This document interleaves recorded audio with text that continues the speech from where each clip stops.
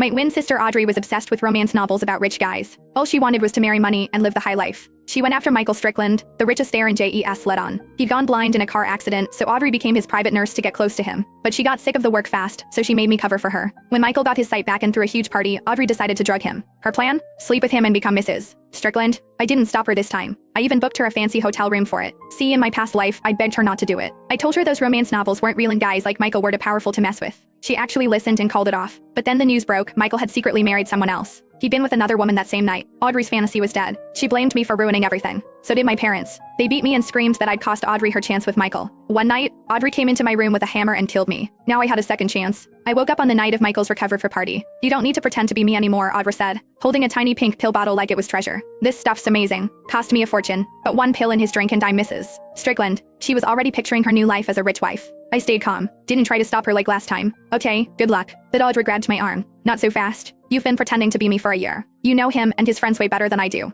You're sticking around till I seal the deal. She threw me sunglasses and a mask. Cover up. If anyone finds out the truth, you're dead. Got it? After a year as Michael's caretaker, I knew the truth. He wasn't some clueless rich kid. He was sharp and ruthless. Audrey thought she could outsmart him. She was walking into her own grave. She strutted over with the spiked wine. Michael drank it, and within minutes his face was red, his body swaying. Audrey rushed to help him upstairs. I slipped her a hotel keycard. Room 800. Her eyes lit up. Maybe you're not totally useless. Once I'm Mrs. Strickland, I'll get you a job with a driver or bodyguard. Set you up for life. Guide the door. Don't let anyone interrupt. If this fails, Mom and Dad will destroy you. I followed upstairs but stood across the hall instead. Minutes later, thud. The door flew open and Michael stumbled out. Michael was breathing hard, his face twisted with rage. He looked ready to explode. Audrey was out cold on the floor with a bloody gash on her head. I knew it. No way she could pull this off. She got off easy with just a beating. When Michael sobered up, she might not survive. I turned to leave when someone grabbed my wrist. Michael yanked me into the next room. I still had my mask on. My eyes met his, wide with fear. The dim lights threw shadows on the walls. He pinned me against one, his voice rough. Your scent. Your body. I know you, don't I? I froze. We'd spent a year together. If I spoke, he'd recognize me instantly. I couldn't let anything happen between us. I'd end up just like Audrey. I tried to break free, but even drugged, he was way stronger. I opened my mouth to scream when he leaned in close. Your eyes. They're beautiful. I thought he'd recognize me. Then he ripped off my mask and kissed me. Panic shot through me.